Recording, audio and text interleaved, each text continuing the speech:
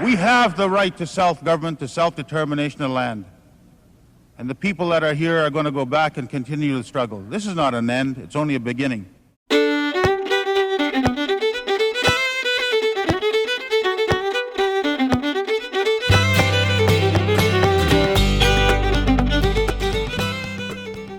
Hello, welcome to this episode of The True Canadians, the podcast.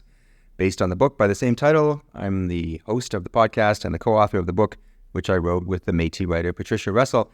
And today we have the honor of being joined by Keith Diakiw, Lieutenant Navy. He's a veteran and currently still serves within the Canadian Armed Forces as the Northern Environmental Coordinator for the 3rd Canadian Division Support Group, and is the proud owner and operator of Talking Rock Tours, which is based in Edmonton, and offers Indigenous tourism experiences across Alberta. And I think I just realized as I was looking at this intro, which you handed me, I probably was supposed to say Lieutenant Navy Keith Diakiw. That's what it would make sense to. Right. Yeah, we can start over if you need to. No, that's good. That's good. That's just fine. We're always a little bit nervous when we're around, police or RCMP. And when it comes to military or Navy, you get even a little more nervous. So that's what's really interesting about our discussion today. We're going to talk about, where you came from and where you are now, and balancing this, your role in the armed forces and your role in tourism.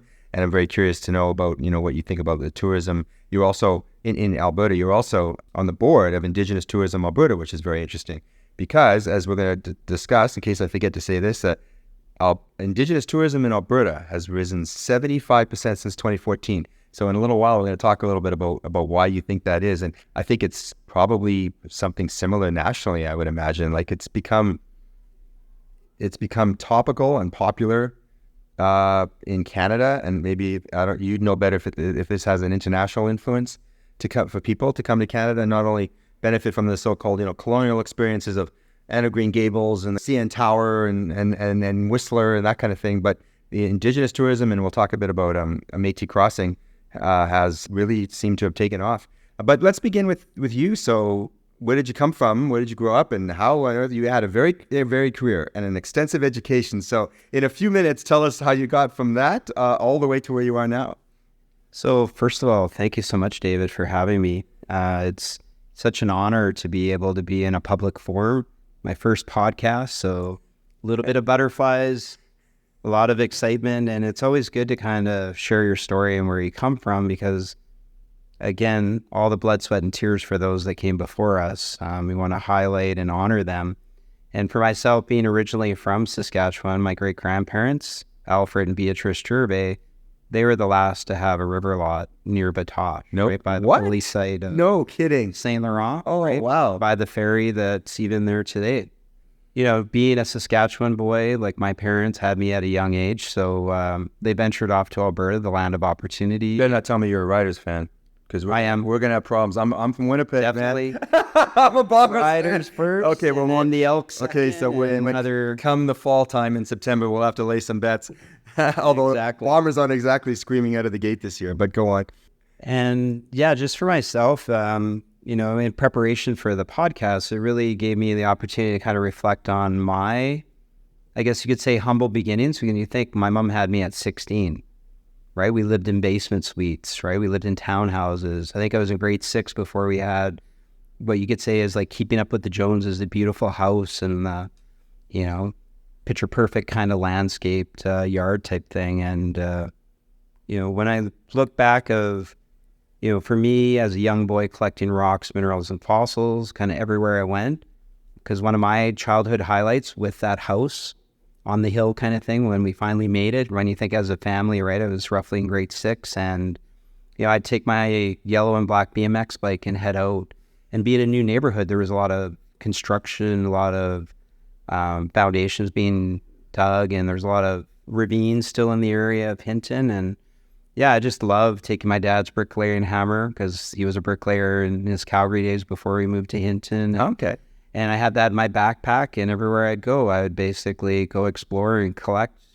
And I keep doing that even to this day, right? I'm going to be 52 in October, right? And one of those things to kind of share with the audience is like never lose that fundamental core aspect of yourself, right? That make you happy. And, you know, traveling, whether it's road trips, that's what really brings me joy, is like the family, the friends, the change of the landscape. And it almost like in that DNA, when you think for, you know, my fourth great grandfather being, you know, Joseph Ouellette, who at the age of 92 died on the last day of the Battle of Batoche. You're kidding. Right? Sacrificing himself. Oh my gosh.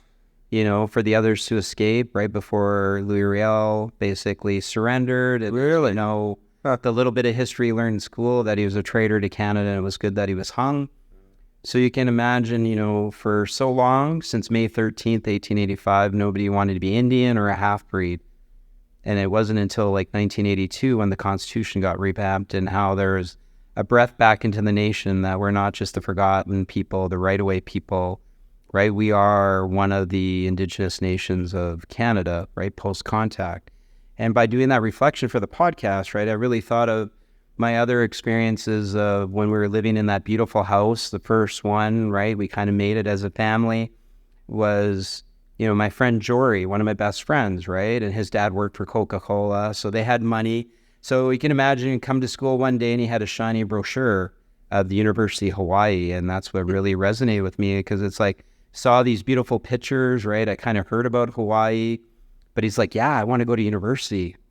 And it's like, kind of like, seemed kind of ignorant at the time. It's almost like, what's university, right? Because you can imagine when I was going to primary school, universities didn't come to your school like they do now, right? And canvass the top students. So it was literally Jory that kind of planted that seed for my, you know, advanced education from K to 12. Because at that point, I was just satisfactory. Like even my kids right now, some of them, right, they're just like, man, I hate school. They're just kind of like struggling, just kind of getting by. Certain subjects they're acing, certain subjects they're suffering. But for me personally, I was kind of like, just like under the radar, just kind of just doing what's required, nothing else, nothing less. But it was literally Jory, with that experience with having, like, by the lockers, you know, before class started, that really set me on a path to, you know, pull up my socks, get better marks in school, so that I had that opportunity to go to university somewhere. And it's one of those things at that kind of turning point in my life, like meeting the right person at the right time kind of thing, that started that kind of that thirst for knowledge, that lifelong learning kind of journey that I've been. Tell us what your post-secondary education is. Yeah, so after high school, after graduating from Harry College High School, I went on to a career in university. My first degree was a Bachelor of Science co-op in physical geography at the University of Lethbridge. And then I went to the University of Alberta, which I earned a Bachelor of Arts degree in anthropology, archaeology, with a minor in philosophy. And then I ended my university career thus far at the University of Alberta, Bachelor of Science degree with specialization in geology. When I was going through, you know, my education from K to 12 in Hinton, I think went to every school in Hinton, because we moved around so much. You'd think I was Army brat or something back then. You know, it was my favorite teacher, Mr. Couture. He was a social studies teacher, and he really opened my eyes to, you know, when you think of current events, and then our counselor, both of them were U of L grads. And so when they saw me, the University of Lethbridge, when they saw me pursuing the excellence and being a part of, you know, the honor rolls for 10, 11, and 12 and getting the Rutherford Scholarship, I was like turning to them, because as role models, I'm like, where do I go? Because I saw some other classmates, they were applying to like 3 to 5 different universities. And they just said, Keith, we got you. Just go to the University of Lethbridge. It's a great school. It's nice and small. And again, taking their advice, that leap of faith. And I went off and applied just to one school. And believe it or not, I was the first one out of our high school of 800 students. Like, it was like in the end of March when I got accepted from the U of L. And I remember them doing it. It was like an English 30 class. I remember them interrupting the class, and the principal and Mr. Couture and Mr. Prost, the counselor, they all came in and they did a big presentation, and it was like a standing ovation. It was so powerful, right? Because that kind of started my professional student career, if you will. Because when I went to the U of L. I just assumed they'd have geology, right? And it turns out they only had physical geography as a major.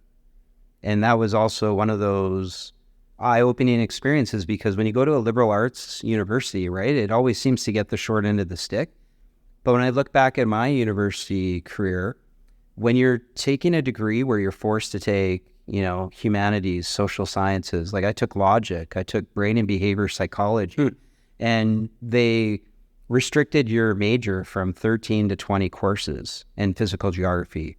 But then I could take archaeology and I could take geology. So I took all 6 of their courses in their calendar and all the archaeology courses. So it's no surprise during that 4-year journey that turned into 5, because I also was at the right place at the right time, where I was able to be accepted as their first arts and science co-op student. Because all of my summer jobs to pay for the expensive university, like growing up in Hinton, my summer jobs are at the coal mine, right, just east of like Jasper National Park, where my dad worked. Okay. It's one of those benefits, right? When you have one of your parents working in the mine, and university costing what it does, when you become a summer student, you don't need a lot of student loans. So that really began that journey. And because I wasn't able to finish geology, you can imagine what's next. It's not a job. I got to keep going. Right. Because that was the other thing. And it's good to kind of share this with the audience, is I was one of those smart aleck 20-year-olds, right? I even have like one of my professors tell me that, where, when you leave high school, you think you know it all. But then when you go to university, if you're in a good program surrounded by good professors, you realize how little you know. And it's a really humbling experience.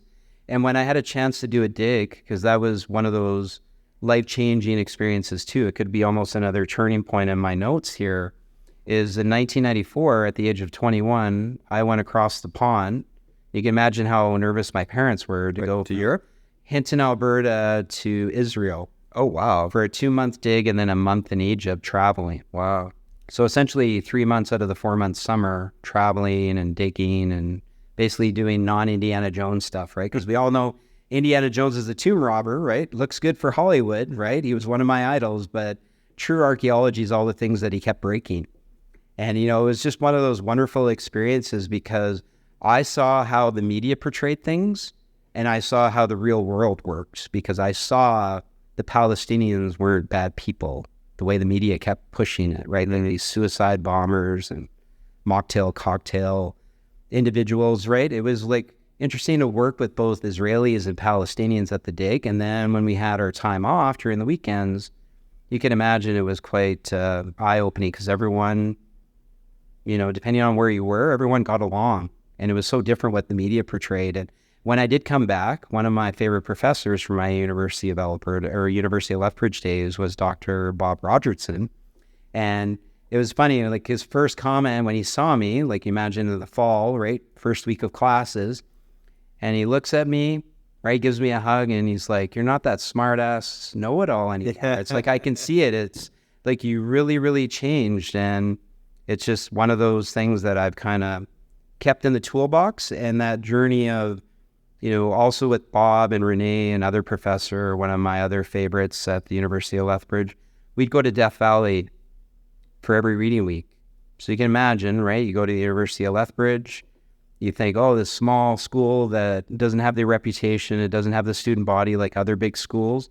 But hey, we get to go to Death Valley with 2 of my favorite professors, with 9, like myself included, like 10 students, for 9 days of hiking, debating, making meals together, sleeping under the stars together. It was like life-changing on so many levels, because I love the desert, right? Even though being a prairie boy and a mountain man, that's Saskatchewan, Alberta connection, but something about the desert where, again, people think there's nothing to see and do in a desert, but it's like the attention to detail. You see the life, you see the beauty. And yeah, it's one of those things. When I did go to the U of A to pursue my other degrees in anthropology, archaeology, as well as geology, is I took that love of those reading week trips with me to the U of A, where I would take other earth science students and I would actually plan and organize these trips. And because I spent most of my U of A time in all the different residences, like lived in every tower in Lister Hall, was a floor coordinator, BPHR, I was the president of the Pembina Student Association. I would create other tours like for international students, right? Because you can imagine you come from abroad, you never get the chance to leave the city that you're studying. And I saw that as an opportunity to take them and show them my backyard and show them the Rocky Mountains and teach them about kind of some of the history hiding in plain sight. And you can see that momentum and all these different turning points and these people you meet along the way. It was really something beautiful that you really, I don't think, fully appreciate when it goes on. You just think like, this is so cool. Like, how can life be any better? But then you think now as you get older and you're like, wow, so I could see it's almost like a deck of cards. It's like one step came before the next and then the next. And then really when you think the last kind of turning point was, you know, after 11 years working for a multinational oil company in the oil sands, you could call it a downturn or whether they were downsizing, right? I got that phone call, don't come to work. And it was like 6-figure job to zero, full-time job to nothing. And then you think most people would be 100% devastated. Don't get me wrong, it was a little shocking, but at the same time, it felt like a whole house was lifted off my back. And it's still, instead of feeling angry and sad at that moment, I actually felt happy. I felt relieved. I felt like this is meant to be because, you know, when you get that phone call, don't come to work, it was like about a year before that. Maybe I was putting it out to the universe, to creator, to God about, if this is success, I don't know if I can do 20 more years. Because when you go to university, it's all about working for the big company, right? The well-established companies. Now it'd be probably Google or Facebook. But being a soft rock geologist is about the big oil companies. So then you work for the big company, you make the big wage, you get the nice business card, you get the office with the window. But then it's like, if this is it, like having meetings for the sake of meetings, why does it feel so empty? And really, when I look at it now, like, you know, a few years, it's almost like 7 years later, it's like that pursuit of money and money alone is kind of an empty journey. And I think that was that shakeup, that kind of that catalyst where it's like, you know what? I've always wanted to work for myself. What can I do with my physical geography degree, which is everything you see on Mother Earth, like all the landforms, how they come about. Geology is like playing God in some ways, or creator, what you see, what you can't see below your feet. And then, of course, the anthropology, archaeology aspect is like the material culture, the human threads of history, all interwoven in the rock record. So this is when you sort of this is literally when I had that epiphany or that moment to start the Talking Rock tours. But the forces, you joined the forces at the same time, or? Yeah, and it's one of those things. Like, another aspect of me, David, is like, I don't want to have any regrets. Right? I want to be in my rocking chair, right? I hope to grow old and be in that rocking chair and having many stories to share with my grandkids and be like, you know what? I pushed myself and no regrets. And so tell us what I want to do. Tell us about Talking Rock Tours. You've been at it for some years now, and it's based in Edmonton, but you also leave Edmonton, like you do the River Valley. That's in Edmonton, right? But then you go farther afield as well. So who comes and where do you go and how often do you have tours and you know, what have you enjoyed about it so far? Well, when you were asking about where I fit the military in, because it's kind of a funny story in the sense that in 1999, I actually wanted to become a field engineer. I wanted to join the Canadian Army because I felt as an earth scientist, to be able to be like my fourth great grandfather and all the other Métis warriors to protect the homeland. I've always had an earning. Like, the only immediate family was my mom's youngest brother. He went Air Force, right? And he worked on the snowbirds. I remember one time sitting in the cockpit when I went to visit him during my U of L days, right? We went to Moose Jaw to visit him. And at that time, he was working on the snowbirds. He did a short stint. And I've always felt that earning as an Indigenous person, right? Again, for myself, being part French, part Ukrainian, I was more brought up Ukrainian. I kind of knew more or less my Indigenous ancestry, but not to what I know now. And that's why the pursuit of Talking Rock Tours is kind of twofold. All of that hard work and all that money spent on my academic career, right, with the 3 degrees, I wanted to utilize that for social good, right, for something more than just the pursuit of money. And at the same time, while I'm doing that, because sharing is caring, like we learned that in kindergarten, it's the most beloved gift you can give people is the gift of knowledge. And at the same time, if I have the opportunity to be able to learn my rich Métis ancestry, especially knowing who I come from, as well as my Indigenous cousins, right? I've seen it growing up, right? Because you ask those kind of silly questions to mom and dad, like, Mom, why do we have First Nations? Well, because we're related to them. Because again, when you're a little kid and you see half the arena, kind of, how like in Saskatchewan, literally the community hall is like the arena, and right, it's multifaceted, and you start asking those questions. So like that's the huge meaning, like for me personally, with Talking Rock Tours is being an agent of reconciliation. Oh, wow. In action. Okay. But then also learning my Métis ancestry and culture and my First Nations ancestry, because when we do our family trees, not everybody cares about family trees and photo albums. I'm one of those lucky ones because I do. Sadly, I wish I knew what I knew, like what I know now, going back, say, 20 years, like when my Auntie Clujin or other great aunts were still alive, because they were the keepers of all, the documents and the photo albums, to be able to get your hands on them, because sadly, a lot of that's been lost. And again, it's just like one elder told me when I kind of shared my story and where I wanted to go. And it's one of those funny things too, when you're building a business plan, right? It's kind of a template. You can get it even on bank websites now, right? Because, being an entrepreneur, it's very rewarding, but there's so much hard work and not everyone succeeds. But it wasn't about just making money. If I wanted to make money, I would have taken my money out of my investments and open up a Tim Hortons, right? And be a franchisee, right? Because, a proven brand, just about having staff and making money, right? I would have went down that pursuit. But it was like, you know what? I want something more meaningful, because life is short. I already experienced that in the oil sands, right? The golden handcuffs. I didn't want to be handcuffed with just the pursuit of money, because when you make more money, you spend more money, and you feel like you're still spinning your wheels. You're not getting further ahead. Yeah. And by having a business and being a small business owner, and especially as an Indigenous tour operator, I want to be that inspiration for the youth, because they are our future leaders, right? We can't just sit back and wait for someone to kind of take the baton and carry it forward.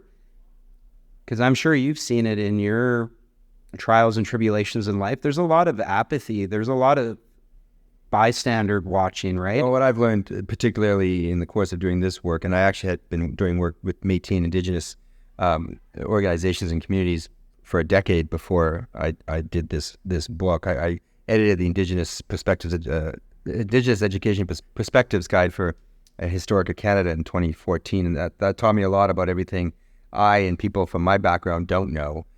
And that's that makes something like Talking Rock Tours so interesting. Like what can someone, it's one day? It'd be a one day, each tour is like a single day. Is that right? It's not like an overnight either. Well, the thing about Talking Rock Tours with the Discovery Tours, like anything in business, you kind of have to trial, right, products and experiences just to see if there's a demand. My very first tour actually was a bunch of doctors that were visiting from Europe, and they were here for a conference at the University of Alberta, and they wanted to go somewhere fun on their downtime, and took them to Elk Island, one of Canada's 6 smallest national parks, and also that claim to fame of, it's where the buffalo still roam, right? It's protected boreal forests and some of the native grasslands since 1906. So you don't need the DeLorean to go back in time to actually go to a place where the original herd of the plains bison, right? There's estimates of 60 to 70 million in one human generation down to less than 500, right? It's just devastating, right? When you think of, what that event transpired, but to think now 30 minutes east of Edmonton, we can experience that just like our ancestors did. Obviously not on horseback doing a sacred crossing? Well, even, good that you mentioned about Métis Crossing, but now almost Métis Crossing is another hub of that living history, because it all started in Elk Island. Okay. And with me being based in Edmonton, you could see as an Indigenous tour operator, you could see why I kind of picked Elk Island first. Mm-hmm. The River Valley Discovery Tour, that essentially was created during the pandemic, because when March 2020 came around, I just finished a bunch of research and a few books that were talking about the fur trade history.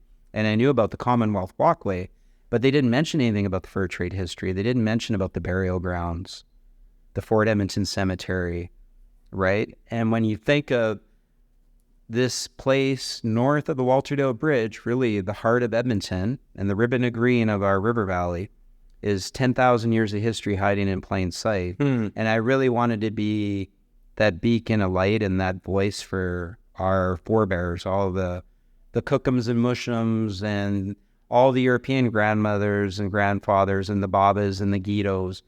That, again, when we smudge in the burial ground, right, we're honoring all of the spirits that still reside there, and it's been desecrated and ignored for many, many decades. Is that kind of what you, in our book here, which I have a copy of on page 58, we have a photo of you, and we have Alberta Discovery Tours as the title. And in there, part of what your objective is to set the record straight on Métis history. That's what we've written. Is that what you mean in what you've just been describing? Exactly, because it is that focal point, because it really, wrenched my heart when I found out about all of that history been ignored and all of those burials and all those remains. Like, think if your mom and dad were buried there and they keep shifting the road or they keep putting in sewer lines and keep hydrovacing, like, it begs the question, right? The oral history has over 1,000 individuals buried there. We smudge on an intact burial, but what it begs the question is, like, how much of that little sliver of green where this commemorative green area was, brought to life in 2005, right? Because it's starting to show its age now that it's like 2024. Mm-hmm. And again, to be that voice for that special area. Because one of the things, like, when you realize there was a lot of activism, right? There was like road blockades, there was sweat lodges, there was animosity, because for the city for so long, they were saying there's nothing to see here.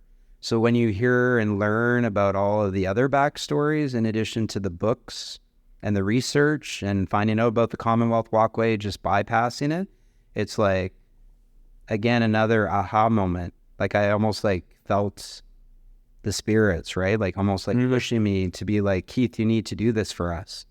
And I am doing it. And when you think for something as important as the Rossdale Flats, the burial grounds, the Fort Edmonton Cemetery, Alberta's first Catholic and Methodist cemetery, all on this little sliver of green, is that beacon of history that needs to be shared.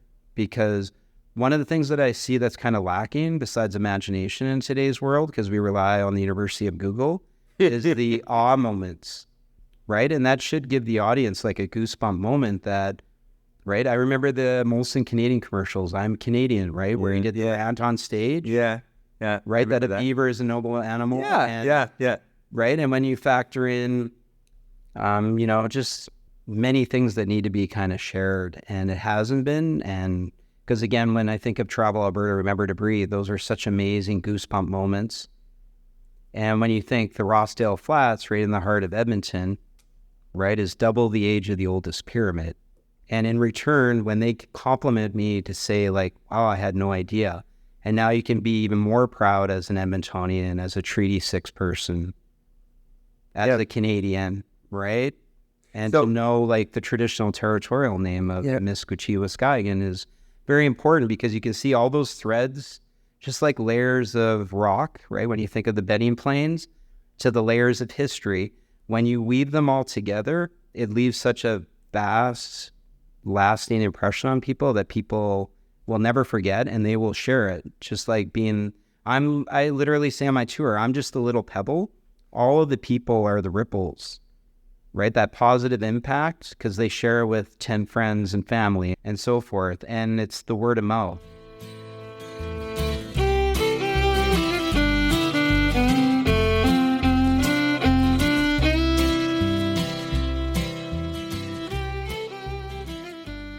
Hello, this is Audrey Patra.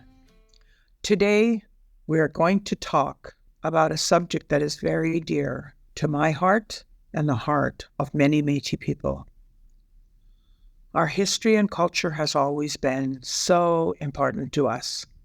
And even going further than that, the opportunity to have a place to promote our history and culture. And of course, from that, becomes the whole subject of tourism. the importance of having people from all over the world come and learn and understand and enjoy and participate with us in the things that are so important to us as Métis people. And we are so happy that we have Métis Crossing today. Métis Crossing certainly started as a dream of telling our story. And today, when I look at Métis Crossing, I see all the other people that have become involved in helping us promote our history, our culture. Many times I've gone to Métis Crossing and there is people from Indigenous tourism, from international tourism, from Explore Edmonton, from all the different bodies that are there to promote the cultures of the world. And now they're helping us promote our site, Métis Crossing.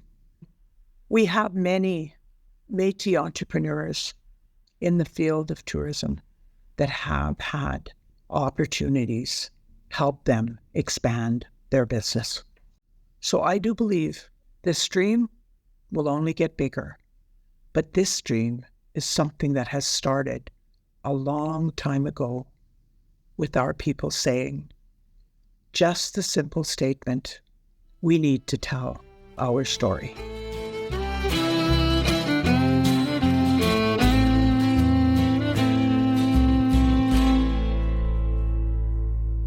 And we're back with Keith Diakiw. What you're making me think about is, well, I mean, just a phenomenal ignorance in the world where I grew up. I mean, it was so bad, our education, that it's like you didn't even realize how old this continent is. I had my aha moment was even realizing, like, in terms of geography and geology, history, like natural history. Wait a minute, you mean this whole place just didn't get created when the Europeans got here? Like, that's how bad our education, with colonialism was history is only a few hundred years old. It was almost like biblical, like in the southern United States. But anyway, that's another topic. But you're the board member of Indigenous Tourism Alberta, a board member. I think we might have mentioned off the top, Alberta Indigenous tourism has been risen 75% in the last 10 years. I'm really curious, given your knowledge and your involvement with Talking Rock Tours, and the fact that you're on Indigenous Tourism Alberta, why has this happened in the last 10 years? Why are people more interested? It seems like for a while, like when you talk about that commercial, I am Canadian, there seems to be an interest in Canada. Historically, there's an interest in Canadians when we go abroad. But now there seems to be a greater interest in coming to Canada and learning from people like yourself about the things that you know, about the Indigenous history, about the First Nations, the Inuit, the Métis. Why has this come about? I'm very curious. I mean, that's a huge increase of Indigenous tourism, 75% in 10 years.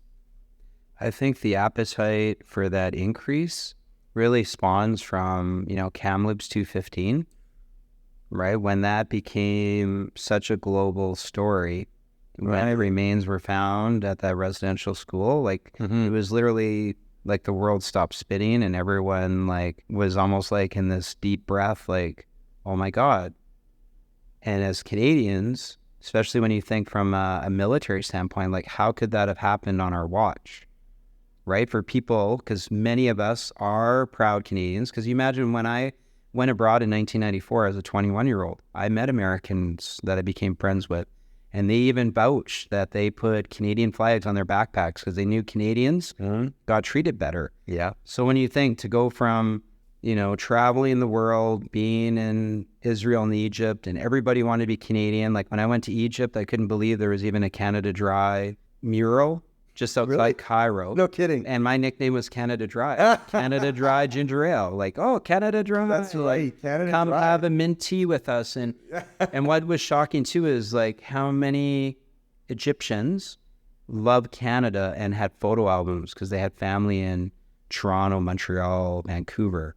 And they knew more about Canada than our American brothers and sisters, right? And that's what was shocking as a 21-year-old going across the Atlantic. I think there are Europeans who know more about America than Americans, but we'll save that for another Yeah, day. exactly.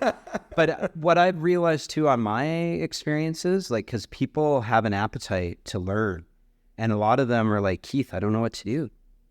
What should I do? Really? It's like, should I rely on Google searches? And it's like, if you're coming from a good place, from your heart, with good intentions, it's just like, do your own soul searching. Because again, when you think of when that was big media, right? Because of the pandemic too, right? Because the world shut down in March 2020, and then Kamloops 215, right? You say 215, you mean the number of sites that were uncovered. Okay. Yeah, and you could see there was time for reflection during the pandemic, right? The event that shall be known, not named, but COVID-19, right? And, you know, I think with a lot of people having that extra time and spending more time with family and friends, it really hit hard, right? Because for so long, right, Canada, Canadians have always been held on a pedestal. So when that broke and it went worldwide, it was heartbreaking, right? Indigenous people already knew. Yes. And they've been saying for so long. Yes. And they've been ignored for so long, but now the world is watching. It was a sudden epiphany for Exactly. downtown Toronto. That we have a quote in the book in the Toronto Star saying Canadians were shocked, but people of Métis and Indigenous lineage weren't shocked. They'd heard the stories for many, many, many, many years. And that's the thing, because now with people soul searching and wanting to do their part, and is that crazy out of the 94 calls to action, what is there, less than 20 have actually been executed? Is that right? Yeah, like it's going to take, I'm not sure, we kind of talked about it at the last International Indigenous Tourism Conference, like one of the guest speakers kind of mentioned it. Like the way we're going right now, it's going to take many more decades before we reach all 94 calls to action.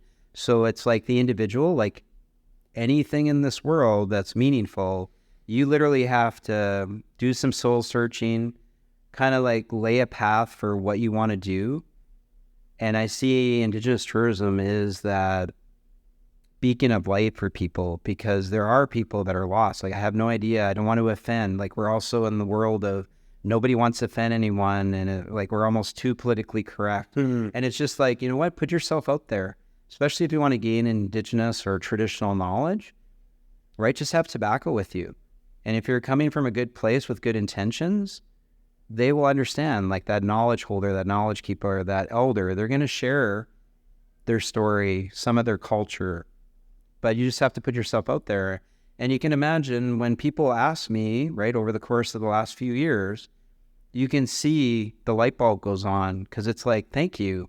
Now I have a clearer understanding of what I can do, because we can't rely on schools, right? We can't rely on society. Yeah. Right? Because just like the status quo is not going to get you there. You literally have to do it for yourself. And then when you do it for yourself and you find all of those meaningful experiences and stories, right, in the spirit of reconciliation, then you can share it with family and friends, and then their family and friends. Do you see what I mean? Like, it's almost like that quote from Mother Teresa, now Saint Teresa, about everyone could do small things with great love. Right? And again, you know, people think, oh, I'm only one person. But one person, that's all it takes. And for any journey, it always starts with one step.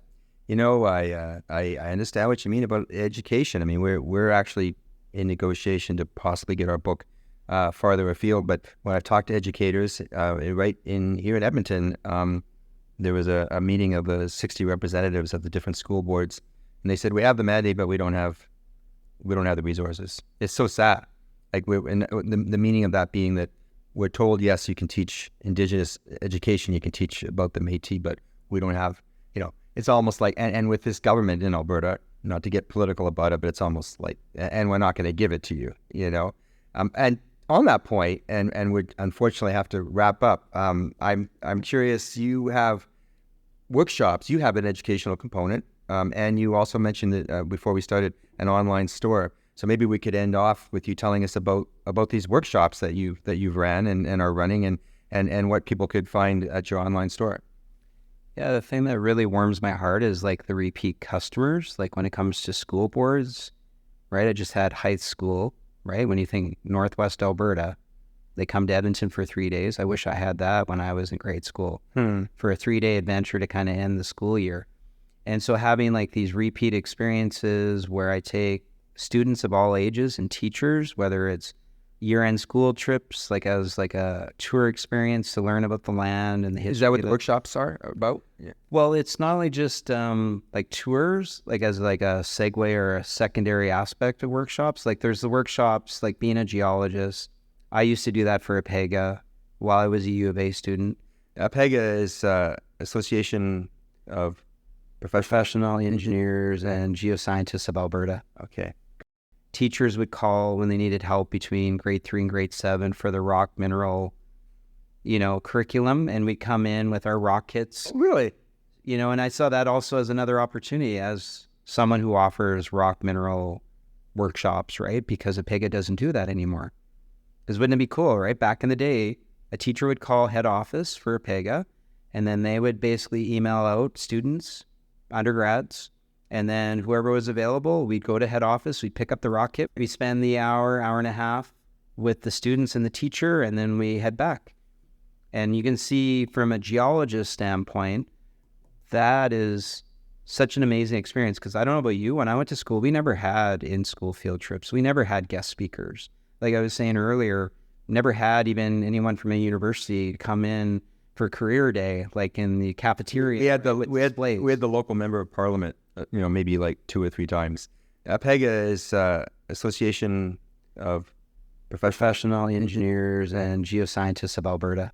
And then with the workshops too, right? Because when you think you have strictly geology related, and then there's ones that are like pre-1867 history, so like fur trade with a lot of like tangible, like, beaver traps, muskrat traps with the furs and all of the, like even money from the fur trade, right? That's what I also really enjoy about offering my tour experiences with having my academic background is I always have, things in my pockets to share with, as I call my geo explorers, right? Or the youth or the teachers, because to be able to handle a rock specimen that's authentic or to handle a replica stone tool, that was made 13,000 years ago, that was found in southern Alberta.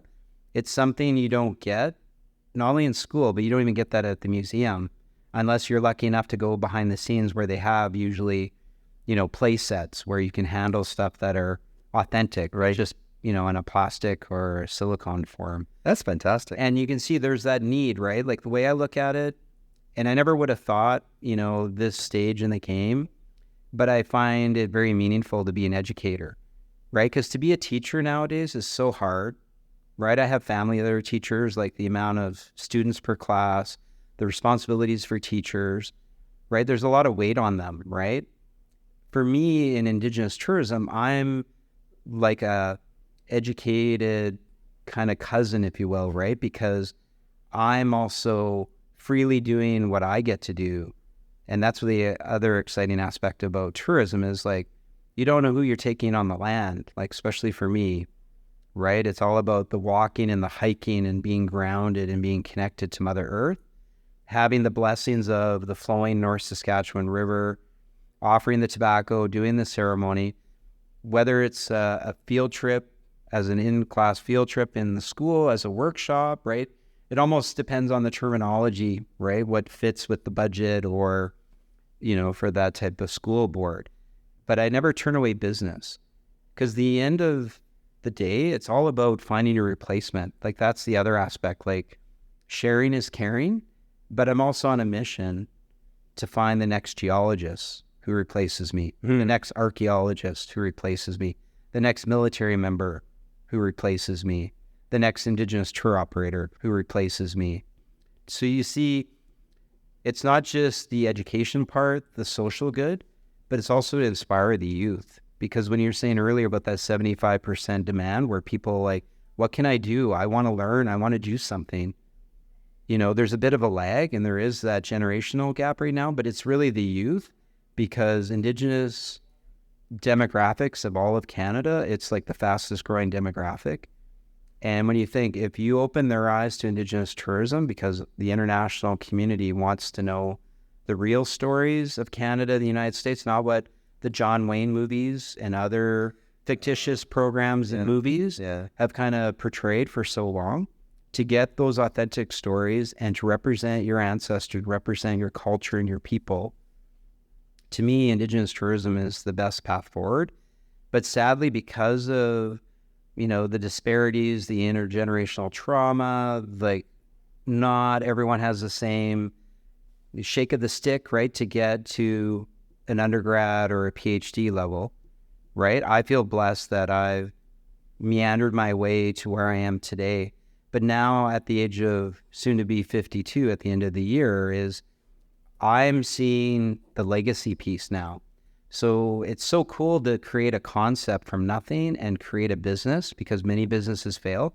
But that secondary important layer is the giving back and also searching as well as inspiring for those youth of Canada, whether it's in Alberta or anywhere in the world, to kind of take my place and multiply, right? Because we need to multiply on so many facets to meet that demand. And, we can talk about all the black eyes of Canadian history, which it's important to do because, as you know, the government's all about, let's go on to reconciliation, right? Kind of like bypass the truth. We settled, we paid you out. Let's move on to reconciliation so we can keep going, moving in that direction. But as we know, especially from the Indigenous ways of knowing, it's another 7 generations. Because isn't it crazy to think the last residential school closed in 1996?